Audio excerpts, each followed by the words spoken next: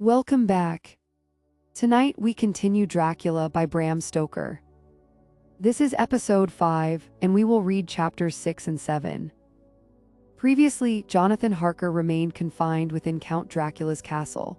The Count made him write letters suggesting that he had already begun his journey home, while preparations were made to carry several large boxes away from the castle.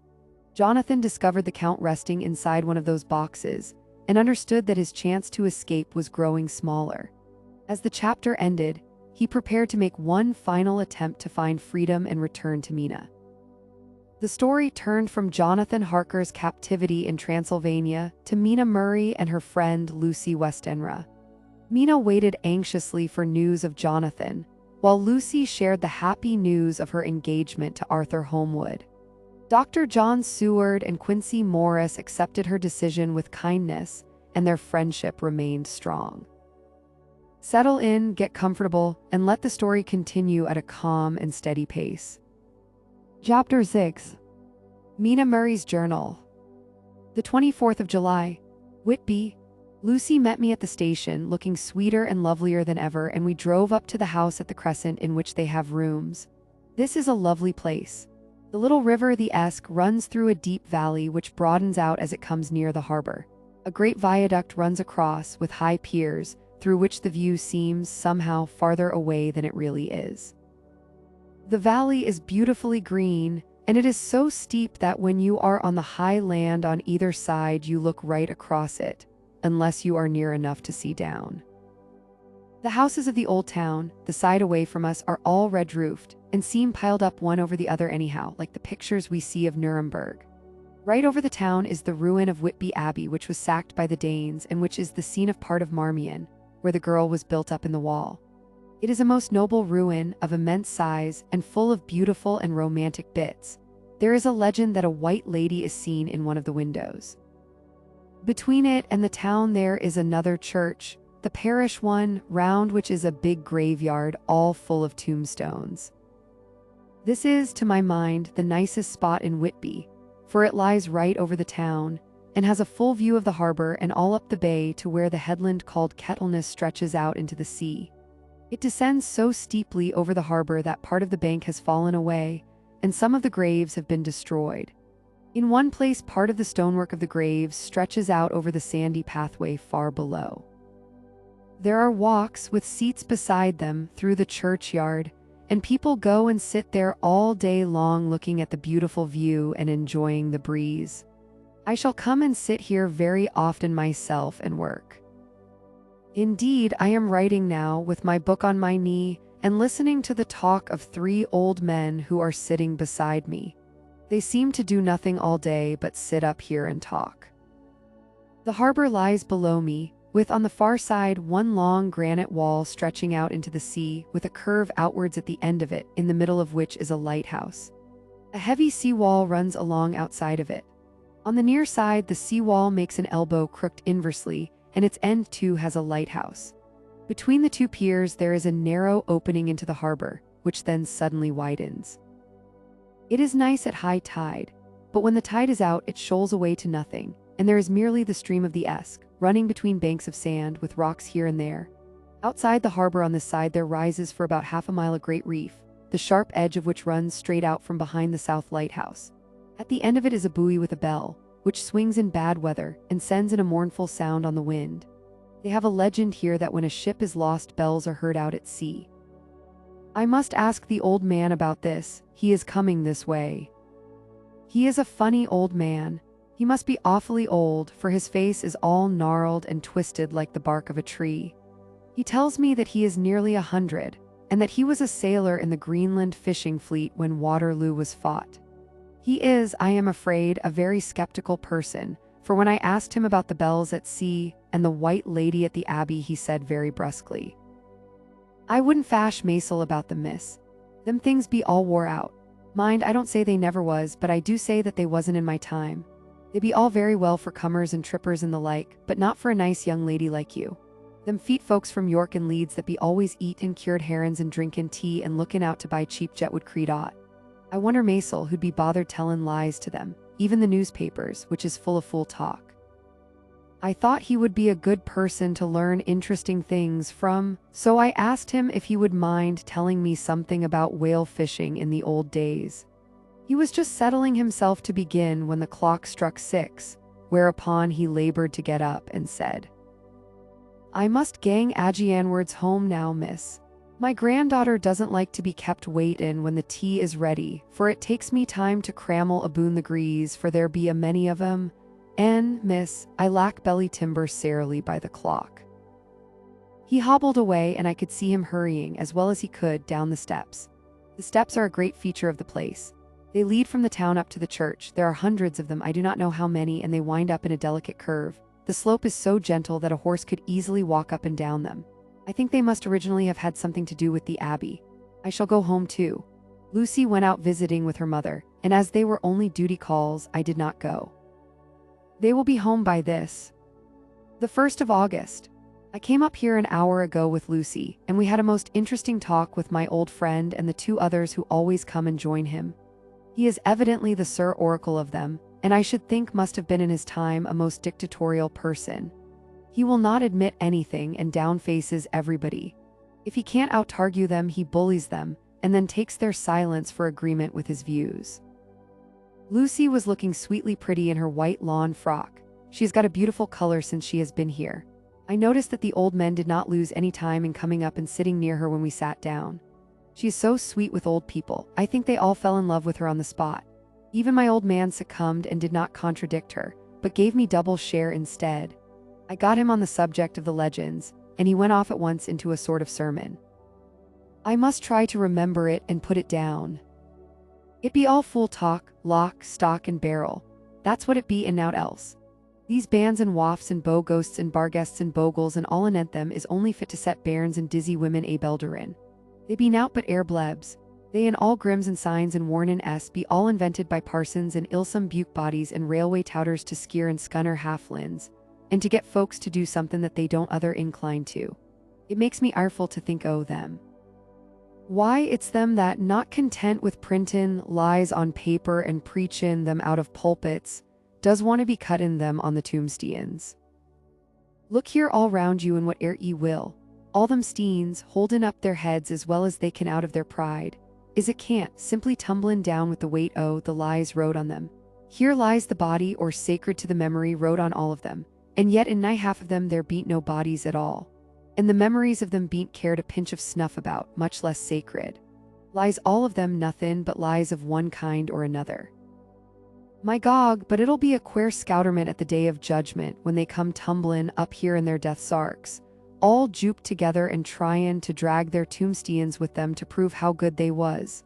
Some of them trimlin' and ditherin', with their hands that dozened and slippy from lyin' in the sea that they can't even keep their grup o' them.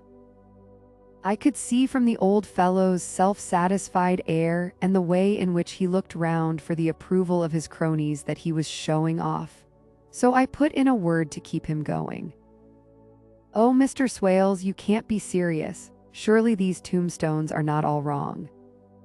"Yablins, there may be a poorish few not wrong, Savin, where they make out the people too good, for there be folk that do think a balm bowl be like the sea if only it be their own. The whole thing be only lies. Now look you here, you come here a stranger and you see this Kirkgarth." I nodded, for I thought it better to assent, though I did not quite understand his dialect. I knew it had something to do with the church. He went on, "And you can say that all these steens be a boon folk that be happed here, snod and snog?" I assented again.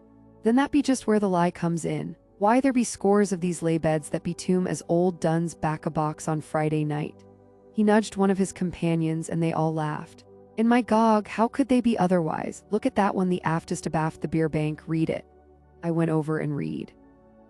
"Edward Spencelog, master mariner, murdered by pirates off the coast of Andres, April 1854, eat 30. When I came back, Mr. Swales went on. "Who brought him home, I wonder, to hap him here, murdered off the coast of Andres? And you consated his body lay under.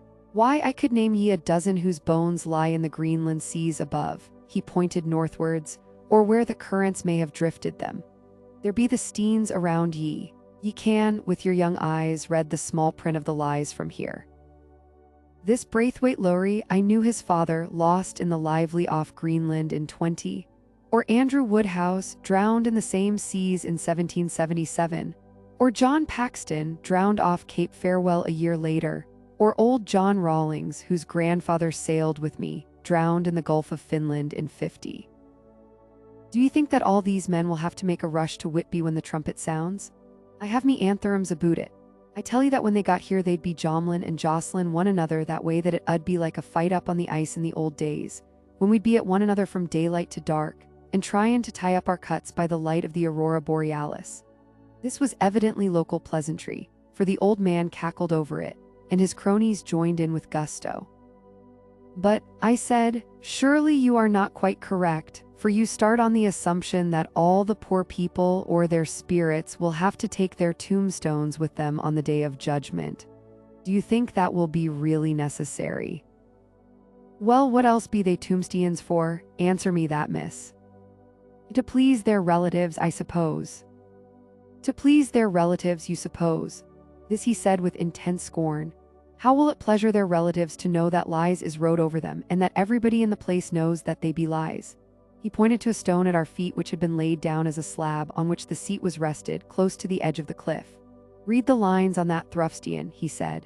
The letters were upside down to me from where I sat, but Lucy was more opposite to them, so she leant over and read.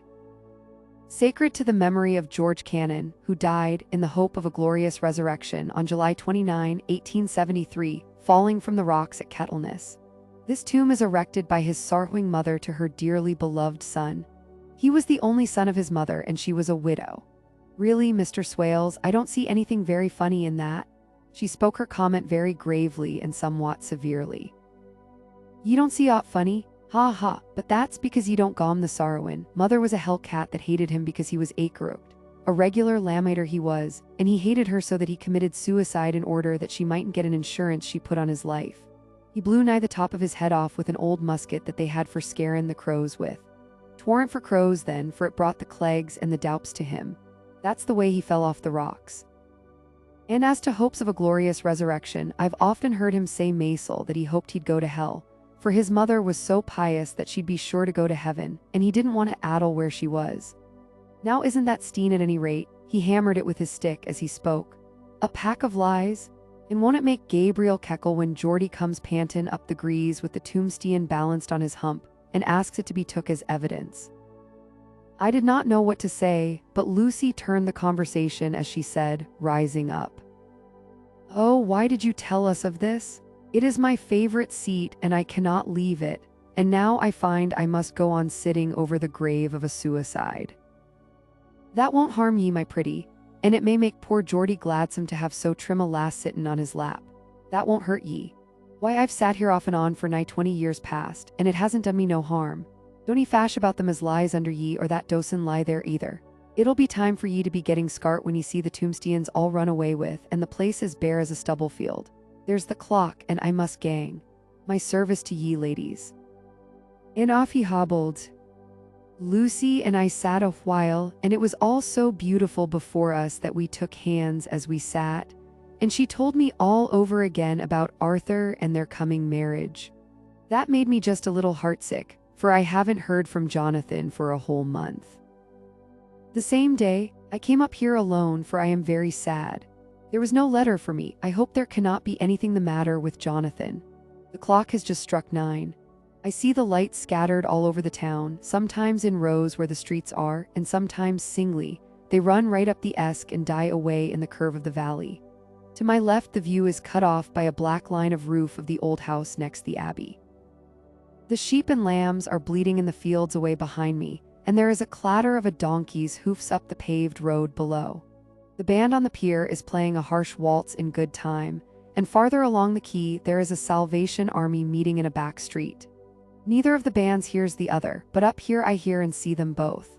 I wonder where Jonathan is, and if he is thinking of me. I wish he were here. Dr. Seward's Diary. The 5th of June.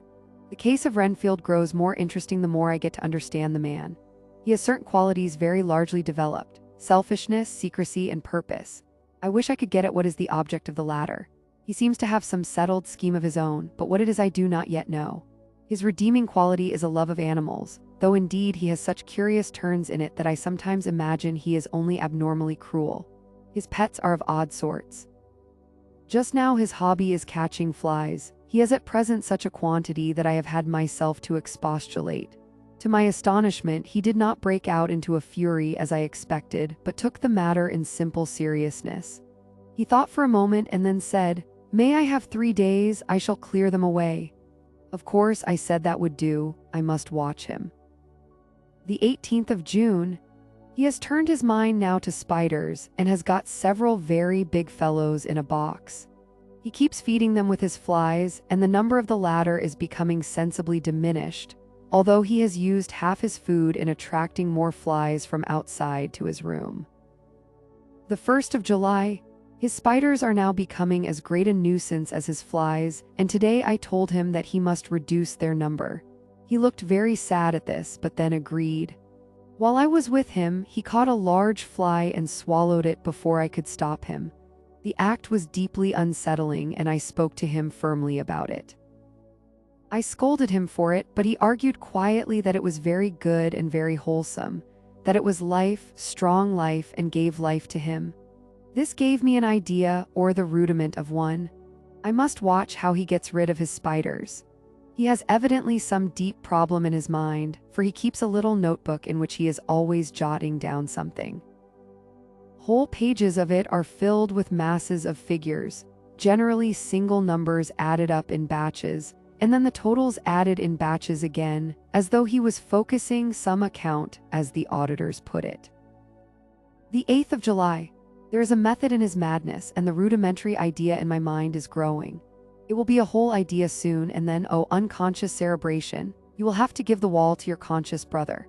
I kept away from my friend for a few days so that I might notice if there were any change. Things remained as they were, except that he has parted with some of his pets and got a new one. He has managed to get a sparrow, and has already partially tamed it. His means of taming is simple, for already the spiders have diminished. Those that do remain, however, are well fed, for he still brings in the flies by tempting them with his food. The 19th of July. We are progressing. My friend has now a whole colony of sparrows, and his flies and spiders are almost obliterated. When I came in, he ran to me and said he wanted to ask me a great favor, a very, very great favor, and as he spoke he fawned on me like a dog. I asked him what it was, and he said, with a sort of rapture in his voice and bearing, "A kitten, a nice little sleek playful kitten that I can play with and teach and feed and feed and feed." I was not unprepared for this request, for I had noticed how his pets went on increasing in size and vivacity, but I did not care that his pretty family of tame sparrows should be wiped out in the same manner as the flies and the spiders. So I said I would see about it, and asked him if he would not rather have a cat than a kitten. His eagerness betrayed him as he answered, "Oh yes, I would like a cat. I only asked for a kitten lest you should refuse me a cat." No one would refuse me a kitten, would they? I shook my head and said that at present I feared it would not be possible, but that I would see about it. His face fell, and for a moment there was a sudden dangerous look in his eyes. I began to understand that his illness might make him capable of serious harm. I shall test him with his present craving and see how it will work out. Then I shall know more. 10 in the evening. I have visited him again and found him sitting in a corner brooding. When I came in, he threw himself on his knees before me and implored me to let him have a cat, that his salvation depended upon it. I was firm, however, and told him that he could not have it, whereupon he went without a word and sat down restlessly in the corner where I had found him. I shall see him in the morning early. The 20th of July. I visited Renfield very early before the attendant went his rounds. I found him awake and humming a tune. He had begun catching flies again. When I asked where his birds had gone, he said only that they had flown away. A few signs in the room suggested otherwise, so I quietly asked the keeper to watch him closely. 11 in the morning. The attendant later reported that Renfield had been unwell. From what he observed, he feared that Renfield had harmed the birds. The conclusion was disturbing, though it helped explain the strange pattern in the patient's behavior. 11 in the evening. I gave Renfield a strong opiate tonight, enough to make even him sleep, and took away his pocketbook to look at it. The thought that has been buzzing about my brain lately is complete, and the theory proved. His condition is of a peculiar kind. I may have to invent a new classification for it and call him a zoophagous or life-consuming patient. He appears to believe that he can gather strength by taking in the lives of smaller creatures, following a strange cumulative pattern. He gave many flies to one spider and many spiders to one bird, and then wanted a cat to eat the many birds. What would have been his later steps? It would almost be worthwhile to complete the experiment. It might be done if there were only a sufficient cause. Men sneered at vivisection, and yet look at its results today. Why not advance science in its most difficult and vital aspect, the knowledge of the brain? Had I even the secret of one such mind? Did I hold the key to the fancy of even one lunatic? I might advance my own branch of science to a pitch compared with which Burden Sanderson's physiology or Ferrier's brain knowledge would be as nothing. If only there were a sufficient cause. I must not think too much of this, or I may be tempted. A good cause might turn the scale with me, for may not I too be of an exceptional brain congenitally? How well the man reasoned. Lunatics always do within their own scope. I wonder at how many lives he values a man, or if at only one. He has closed the account most accurately and today begun a new record. How many of us begin a new record with each day of our lives? To me, it seems only yesterday that my whole life ended with my new hope, and that truly I began a new record. So it will be until the great recorder sums me up and closes my ledger account with a balance to profit or loss.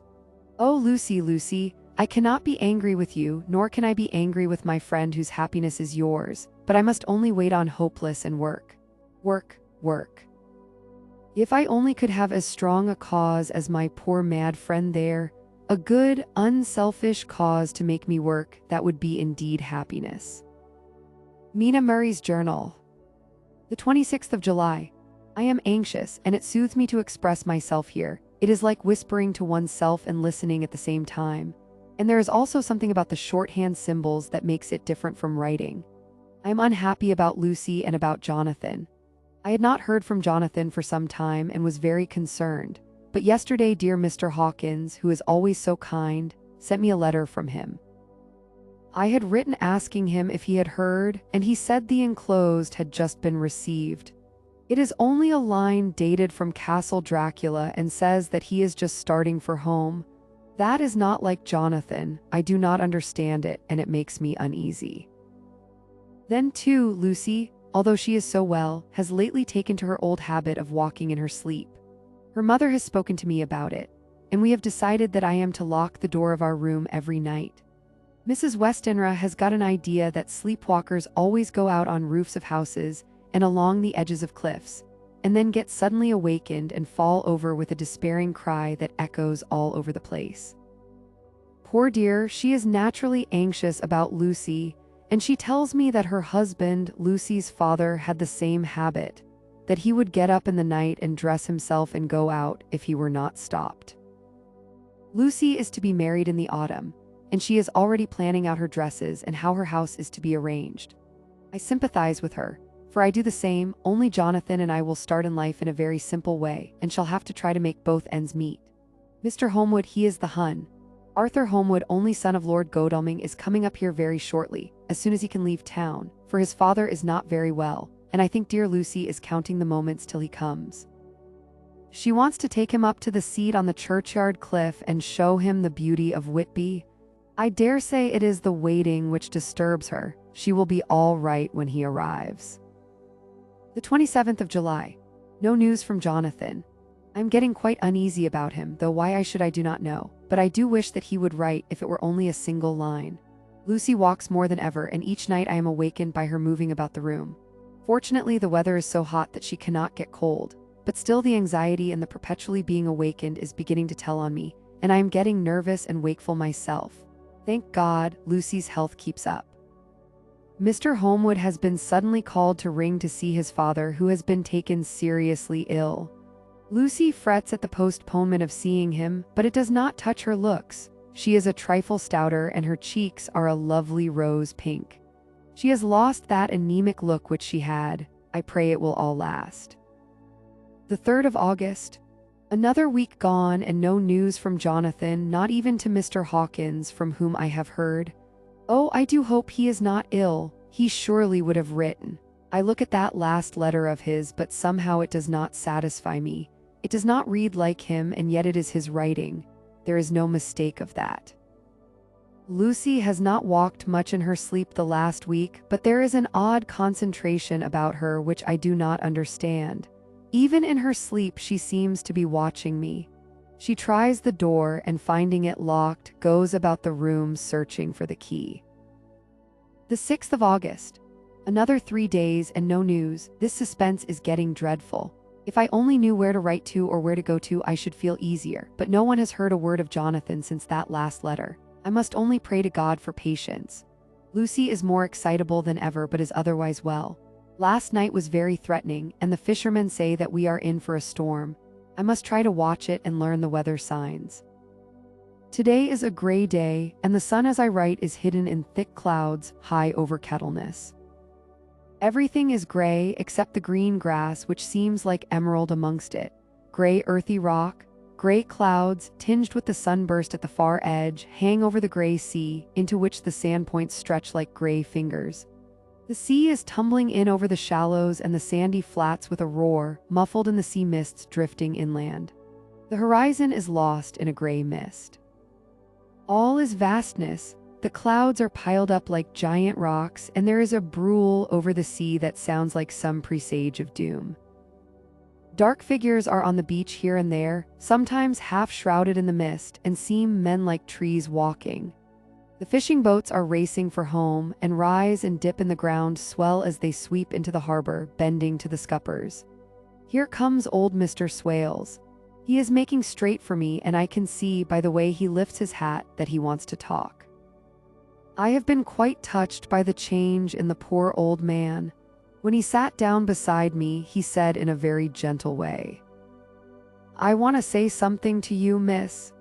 I could see he was not at ease, so I took his poor old wrinkled hand in mine and asked him to speak fully. So he said, leaving his hand in mine, "I'm afraid, my dearie, that I must have shocked you by all the wicked things I've been saying about the dead, and such like, for weeks past. But I didn't mean them, and I want ye to remember that when I've gone. We odd folks that be daffled, and with one foot abaft the crock-hole, don't altogether like to think of it, and we don't want to feel scarred of it. And that's why I've took to mackin' light of it, so that I'd cheer up my own heart a bit. But Lord love ye, miss, I ain't afraid of dyin', not a bit, only I don't want to die if I can help it. My time must be nigh at hand now, for I be odd, and 100 years is too much for any man to expect, and I'm so nigh it that the odd man is already whetting his scythe. You see, I can't get out o' the habit of caffin about it all at once. The chaffs will wag as they be used to. Some day soon the angel of death will sound his trumpet for me. But don't ye duel and greet, my dearie, for he saw that I was crying. If he should come this very night, I'd not refuse to answer his call. For life be, after all, only a waitin' for somethin' else than what we're doin', and death be all that we can rightly depend on. But I'm content, for it's common to me, my dearie, and common quick. It may be common while we be lookin' and wonderin'. Maybe it's in that wind out over the sea that's bringin' with it loss and wreck and sore distress and sad hearts. Look, look, he cried suddenly. There's something in that wind and in the host beyant that sounds and looks and tastes and smells like death. It's in the air, I feel it common. Lord, make me answer cheerful when my call comes." He held up his arms devoutly and raised his hat. His mouth moved as though he were praying. After a few minutes' silence, he got up, shook hands with me and blessed me and said goodbye and hobbled off. It all touched me and upset me very much. I was glad when the Coast Guard came along with his spyglass under his arm. He stopped to talk with me as he always does, but all the time kept looking at a strange ship. "I can't make her out," he said. "She's a Russian by the look of her, but she's knocking about in the queerest way. She doesn't know her mind a bit. She seems to see the storm coming but can't decide whether to run up north in the open or to put in here. Look there again. She is steered mighty strangely, for she doesn't mind the hand on the wheel, changes about with every puff of wind. We'll hear more of her before this time tomorrow." Chapter 7. A cutting from the Dailygraph, dated the 8th of August. Pasted into Mina Murray's journal. From a correspondent. Whitby. One of the greatest and suddenest storms on record has just been experienced here, with results both strange and unique. The weather had been somewhat sultry, but not to any degree uncommon in the month of August. Saturday evening was as fine as ever was known, and the great body of holidaymakers set out yesterday for visits to Mulgrave Woods, Robin Hood's Bay, Rigmill, Runswick, Staithes, and the various trips in the neighbourhood of Whitby. The steamers Emma and Scarborough made excursions along the coast, and there was an unusual amount of tripping both to and from Whitby. The day was unusually fine till the afternoon, when some of the gossips who frequent the East Cliff churchyard, and from that commanding eminence watch the wide sweep of sea visible to the north and east, called attention to a sudden show of mare's tails high in the sky to the northwest.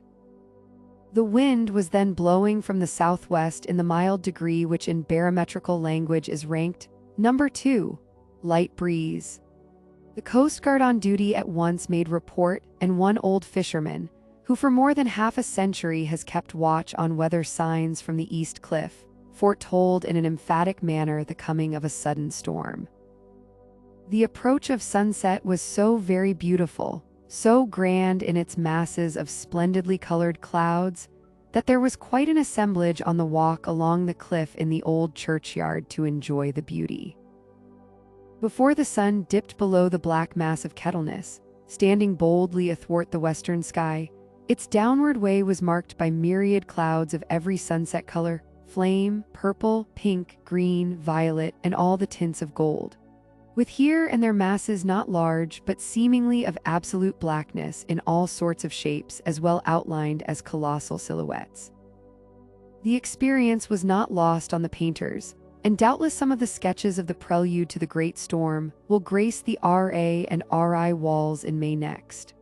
More than one captain made up his mind then and there that his cobble or his mule, as they term the different classes of boats, would remain in the harbour till the storm had passed.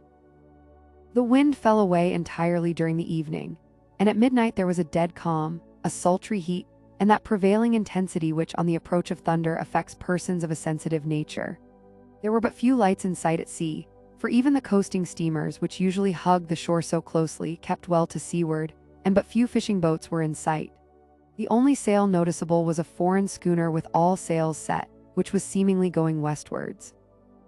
The foolhardiness or ignorance of her officers was a prolific theme for comment whilst she remained in sight, and efforts were made to signal her to reduce sail in face of her danger. Before the night shut down, she was seen with sails idly flapping as she gently rolled on the undulating swell of the sea. As idle as a painted ship upon a painted ocean. Shortly before 10 o'clock, the stillness of the air grew quite oppressive, and the silence was so marked that the bleating of a sheep inland or the barking of a dog in the town was distinctly heard, and the band on the pier, with its lively French air, was like a discord in the great harmony of nature's silence. A little after midnight came a strange sound from over the sea, and high overhead the air began to carry a strange, faint, hollow booming.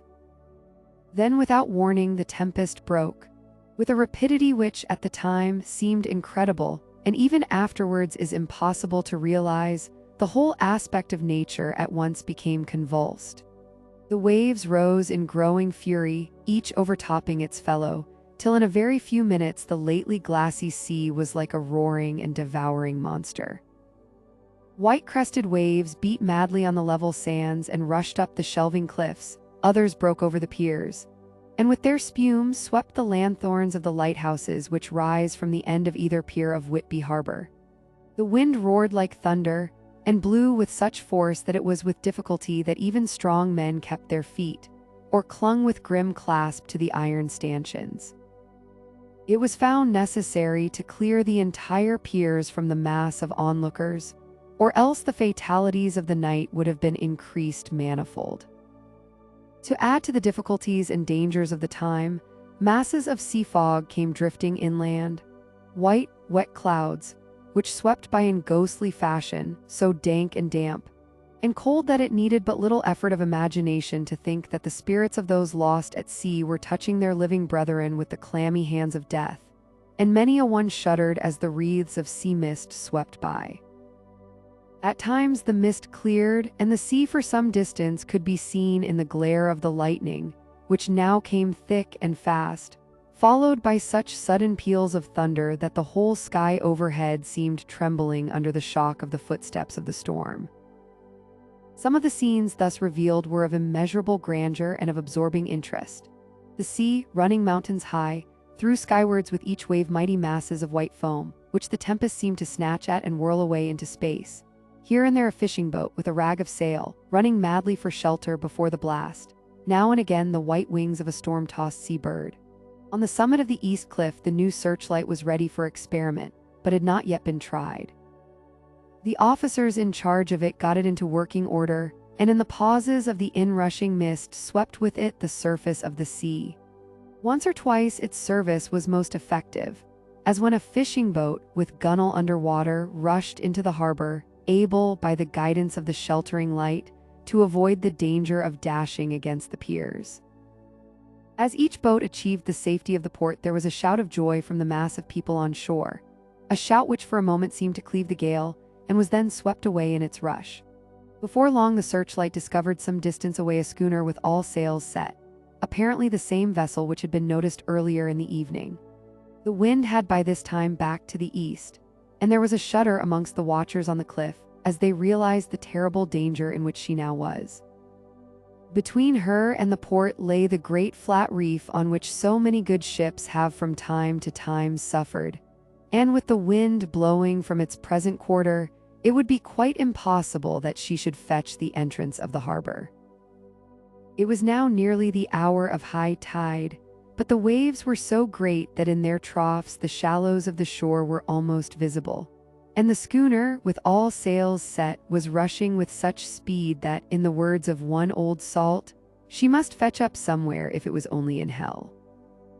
Then came another rush of sea fog, greater than any hitherto, a mass of dank mist which seemed to close on all things like a grey pall, and left available to men only the organ of hearing, for the roar of the tempest and the crash of the thunder and the booming of the mighty bellows came through the damp oblivion even louder than before.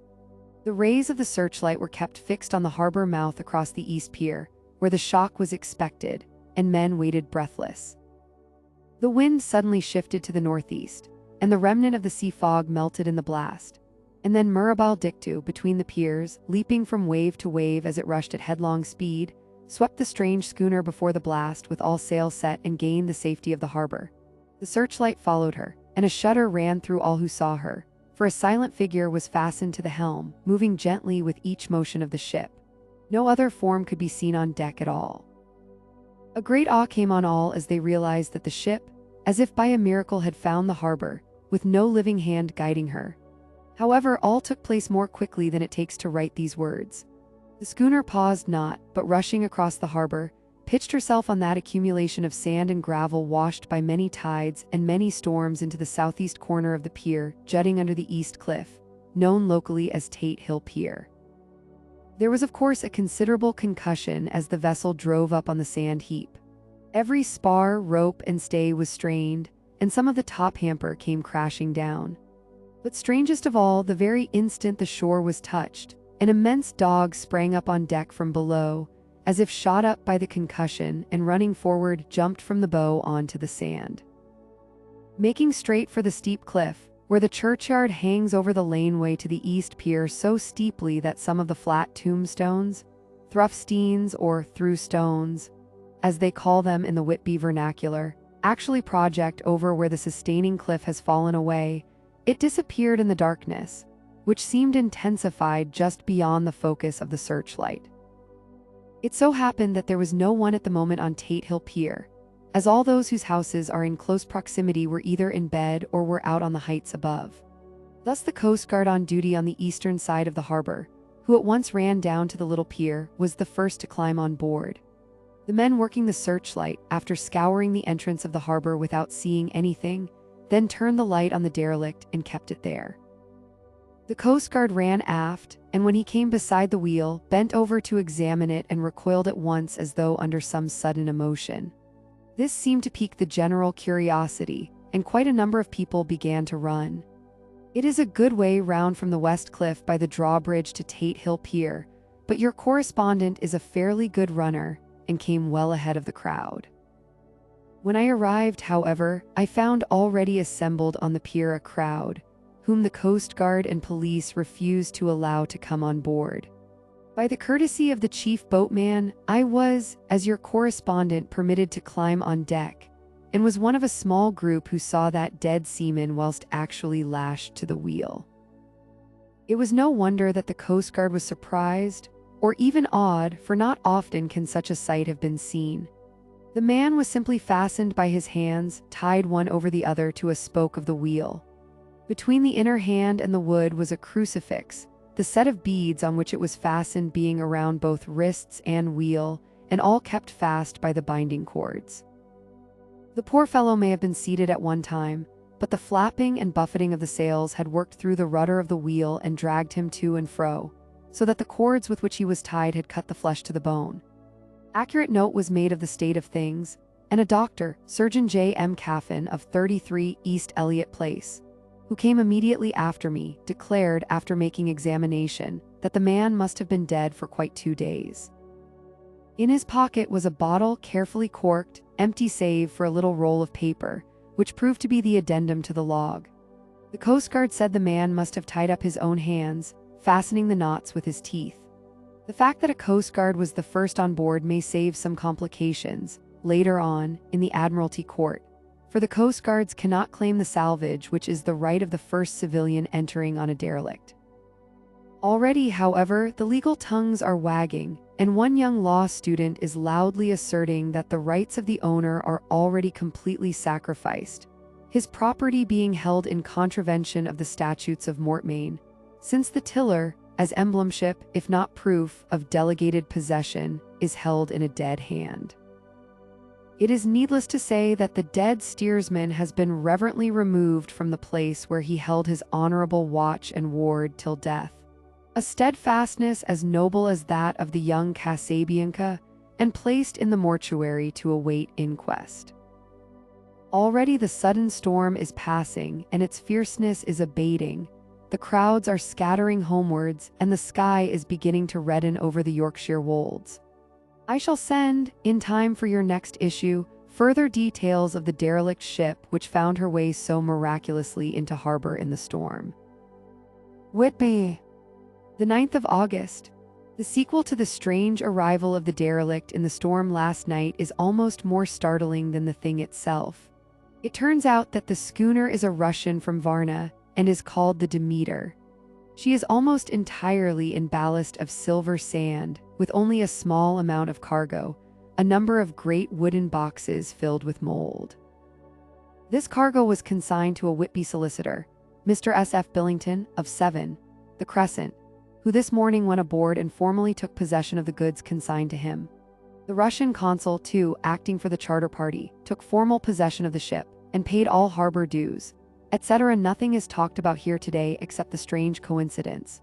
The officials of the Board of Trade have been most exacting in seeing that every compliance has been made with existing regulations. As the matter is to be a 9 days' wonder, they are evidently determined that there shall be no cause of after complaint.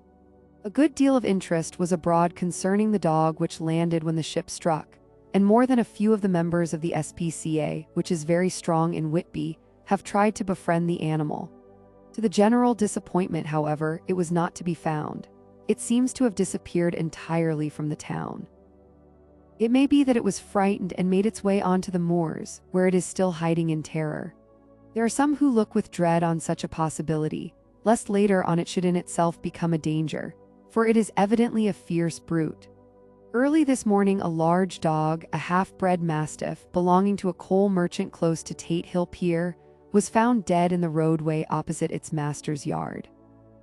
It had been fighting and manifestly had had a savage opponent, for it had clearly met a fierce and powerful opponent during the night.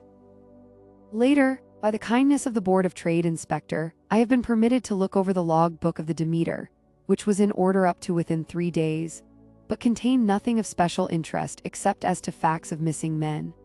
The greater interest, however, is with regard to the paper found in the bottle, which was today produced at the inquest, and a more strange narrative than the two between them unfold it has not been my lot to come across. As there is no motive for concealment, I am permitted to use them, and accordingly send you a rescript, simply omitting technical details of seamanship and supercargo. It almost seems as though the captain had been seized with some kind of mania before he had got well into blue water, and that this had developed persistently throughout the voyage. Of course, my statement must be taken cum grano, since I am writing from the dictation of a clerk of the Russian consul, who kindly translated for me, time being short. The log of the Demeter. Varna to Whitby. Written the 18th of July, things so strange happening that I shall keep accurate note henceforth till we land. On 6 July we finished taking in cargo, silver sand and boxes of earth. At noon set sail, east wind, fresh, crew 5 hands, 2 mates, cook and myself captain. On 11 July at dawn entered Bosphorus, boarded by Turkish customs officers, baksheesh all correct, underway at 4 p.m. On 12 July through Dardanelles, more customs officers and flagboat of guarding squadron, baksheesh again, work of officers thorough but quick, want us off soon, at dark passed into archipelago. On 13 July past Cape Matapan, crew dissatisfied about something, seemed scared but would not speak out. On 14 July was somewhat anxious about crew, men all steady fellows who sailed with me before. Mate could not make out what was wrong, they only told him there was something and crossed themselves. Mate lost temper with one of them that day and struck him. Expected fierce quarrel, but all was quiet. On the 16th of July, mate reported in the morning that one of crew, Petrovsky, was missing. Could not account for it. Took larboard watch 8 bells last night, was relieved by Abramov but did not go to bunk. Men more downcast than ever. All said they expected something of the kind but would not say more than that there was something aboard. Mate getting very impatient with them, feared some trouble ahead. On the 17th of July, yesterday, one of the men, Algarin, came to my cabin, and in an awestruck way confided to me that he thought there was a strange man aboard the ship. He said that in his watch he had been sheltering behind the deckhouse as there was a rainstorm when he saw a tall, thin man who was not like any of the crew come up the companionway and go along the deck forward and disappear. He followed cautiously, but when he got to bows found no one, and the hatchways were all closed. He was in a panic of superstitious fear, and I am afraid the panic may spread. To allay it, I shall today search entire ship carefully from stem to stern. Later in the day I got together the whole crew and told them, as they evidently thought there was someone in the ship, we should search from stem to stern. First mate, angry, said it was folly, and to yield to such foolish ideas would demoralize the men, said he would engage to keep them out of trouble with a handspike. I let him take the helm while the rest began thorough search, all keeping abreast with lanterns. We left no corner unsearched. As there were only the big wooden boxes, there were no odd corners where a man could hide. Men much relieved when search over and went back to work cheerfully. First mate scowled but said nothing. The 22nd of July, rough weather last 3 days and all hands busy with sails, no time to be frightened. Men seem to have forgotten their dread, mate cheerful again and all on good terms. Praised men for work in bad weather, past Gibraltar and out through straits, all well. The 24th of July, there seems some doom over this ship. Already a hand short and entering on the Bay of Biscay with wild weather ahead, and yet last night another man lost, disappeared. Like the first, he came off his watch and was not seen again. Men all in a panic of fear, sent a round robin asking to have double watch as they fear to be alone. Mate violent. Fear there will be some trouble, as either he or the men will do some violence. The 28th of July, 4 days in hell, knocking about in a sort of maelstrom and the wind a tempest. No sleep for anyone, men all worn out, hardly know how to set a watch since no one fit to go on. Second mate volunteered to steer and watch and let men snatch a few hours' sleep. Wind abating, seas still terrific but feel them less as ship is steadier. The 29th of July, another tragedy, had single watch tonight as crew too tired to double. When morning watch came on deck could find no one except steersman. Raised outcry and all came on deck. Thorough search but no one found. Are now without second mate and crew in a panic. Mate and I agreed to go armed henceforth and wait for any sign of cause. The 30th of July, last night. Rejoiced we are nearing England. Weather fine, all sails set. Retired worn out, slept soundly, awaked by mate telling me that both men on watch and steersman missing. Only self and mate and 2 hands left to work ship. 1st of August. 2 days of fog and not a sail sighted. Had hoped when in the English Channel to be able to signal for help or get in somewhere. Not having power to work sails, have to run before wind. Dare not lower as could not raise them again. We seem to be drifting to some terrible doom. Mate now more demoralized than either of them. His stronger nature seems to have worked inwardly against himself. Men are beyond fear, working stolidly and patiently, with minds made up to worst. They are Russian, he Romanian. The 2nd of August, midnight. Woke up from few minutes' sleep by hearing a cry seemingly outside my port, could see nothing in fog, rushed on deck and ran against mate. Tells me heard cry and ran, but no sign of man on watch. 1 more gone. Lord help us. Mate says we must be past Straits of Dover, as in a moment of fog lifting he saw North Foreland just as he heard the man cry out. If so, we are now off in the North Sea, and only God can guide us in the fog which seems to move with us, and God seems to have deserted us. The 3rd of August. At midnight I went to relieve the man at the wheel, but when I got to it found no one there. The wind was steady, and as we ran before it there was no yawing. I dared not leave it, so shouted for the mate. After a few seconds he rushed up on deck in his flannels. He looked wild-eyed and haggard, and I greatly fear his reason has given way. He came close to me and whispered hoarsely with his mouth to my ear as though fearing the very air might hear. It is here, I know it now. On the watch last night I saw it, like a man tall and thin and ghastly pale. It was in the bows and looking out. I crept behind it and gave it my knife, but the knife went through it, empty as the air. And as he spoke he took his knife and drove it savagely into space. Then he went on, but it is here and I'll find it. It is in the hold, perhaps in one of those boxes. I'll unscrew them one by one and see, you work the helm. And with a warning look and his finger on his lip, he went below. There was springing up a choppy wind and I could not leave the helm. I saw him come out on deck again with a tool chest and a lantern and go down the forward hatchway. He is mad, stark, raving mad, and it's no use my trying to stop him. He can't hurt those big boxes, they are invoiced as clay, and to pull them about is as harmless a thing as he can do. So here I stay and mind the helm and write these notes. I can only trust in God and wait till the fog clears. Then, if I can't steer to any harbor with the wind that is, I shall cut down sails and lie by and signal for help. It is nearly all over now.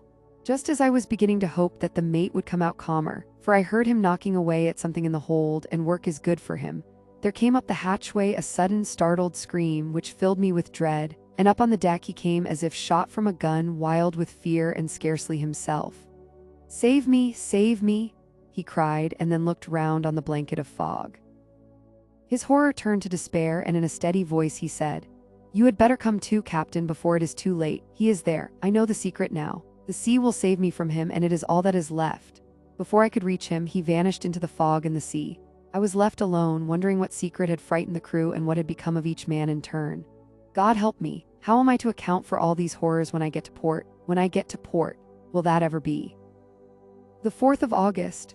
Still fog which the sunrise cannot pierce. I know there is sunrise because I am a sailor, why else I know not. I dared not go below, I dared not leave the helm, so here all night I stayed, and in the dimness of the night I saw it, him. God forgive me, but the mate had understood the danger. But I am captain, and I must not leave my ship. I shall remain at the wheel and keep close the sacred object that he, or it, dare not touch. And then, come good wind or foul, I shall save my soul and my honor as a captain. I am growing weaker, and the night is coming on. If he can look me in the face again, I may not have time to act. If we are wrecked, mayhap this bottle may be found, and those who find it may understand. If not, well then all men shall know that I have been true to my trust. God and the blessed Virgin and the saints help a poor ignorant soul trying to do his duty. Of course the verdict was an open one. There is no evidence to adduce, and whether or not the man himself committed the murders there is now none to say. The folk hold almost universally here that the captain is simply a hero, and he is to be given a public funeral. Already it is arranged that his body is to be taken with a train of boats up the Esk for a piece, and then brought back to Tate Hill Pier and up the Abbey steps, for he is to be buried in the churchyard on the cliff. The owners of more than 100 boats have already given in their names as wishing to follow him to the grave. No trace has ever been found of the great dog, at which there is much mourning, for, with public opinion in its present state, he would, I believe, be adopted by the town. Tomorrow will see the funeral, and so will end this one more mystery of the sea. Mina Murray's Journal. The 8th of August. Lucy was very restless all night, and I too could not sleep. The storm was fearful, and as it boomed loudly among the chimney pots, it made me shudder. When a sharp puff came, it seemed to be like a distant gun. Strangely enough, Lucy did not wake, but she got up twice and dressed herself. Fortunately, each time I awoke in time and managed to undress her without waking her and got her back to bed. It is a very strange thing, this sleepwalking, for as soon as her will is thwarted in any physical way, her intention, if there be any, disappears, and she yields herself almost exactly to the routine of her life. Early in the morning, we both got up and went down to the harbour to see if anything had happened in the night. There were very few people about, and though the sun was bright and the air clear and fresh, the big, grim-looking waves that seemed dark themselves because the foam that topped them was like snow, forced themselves in through the narrow mouth of the harbour, like a bullying man going through a crowd. Somehow I felt glad that Jonathan was not on the sea last night, but on land. But oh, is he on land or sea? Where is he and how? I am getting fearfully anxious about him. If I only knew what to do and could do anything. 10 August. The funeral of the poor sea captain today was most touching. Every boat in the harbour seemed to be there, and the coffin was carried by captains all the way from Tate Hill Pier up to the churchyard. Lucy came with me, and we went early to our old seat, whilst the cordage of boats went up the river to the viaduct and came down again. We had a lovely view, and saw the procession nearly all the way. The poor fellow was laid to rest quite near our seat, so that we stood on it when the time came and saw everything. Poor Lucy seemed much upset. She was restless and uneasy all the time, and I cannot but think that her dreaming at night is telling on her. She is quite odd in one thing: she will not admit to me that there is any cause for restlessness, or if there be, she does not understand it herself. There is an additional cause in that poor old Mr. Swales was found dead this morning on our seat, after apparently passing away suddenly on our familiar seat. The doctor believed that some great fright had overcome him. Poor dear old man, perhaps he had seen death with his dying eyes. Lucy is so sweet and sensitive that she feels influences more acutely than other people do. Just now she was quite upset by a little thing which I did not much heed, though I am myself very fond of animals. One of the men who come up here often to look for the boats was followed by his dog. The dog is always with him. They are both quiet persons, and I never saw the man angry nor heard the dog bark. During the service, the dog would not come to its master, who was on the seat with us, but kept a few yards off, barking and howling. Its master spoke to it gently, and then harshly, and then angrily, but it would neither come nor cease to make a noise. It was in a sort of fury, with its eyes savage, and all its hairs bristling out like a cat's tail when puss is on the warpath. Finally the man, too, got angry and went down, took hold of the dog, and brought it firmly onto the tombstone on which the seat is fixed. The moment it touched the stone, the poor thing became quiet and fell all into a tremble. It did not try to get away, but crouched down, quivering and cowering, and was in such a pitiable state of terror that I tried, though without effect, to comfort it.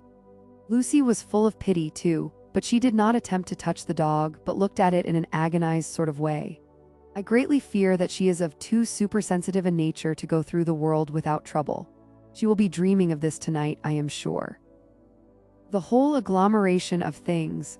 The ship steered into port by a dead man, his attitude tied to the wheel with a crucifix and beads, the touching funeral, the dog now furious and now in terror, will all afford material for her dreams. I think it will be best for her to go to bed tired out physically, so I shall take her for a long walk by the cliffs to Robin Hood's Bay and back. She ought not to have much inclination for sleepwalking then. And that is where we will leave the story for tonight. Thank you for listening. Rest well, and we will see you in the next one.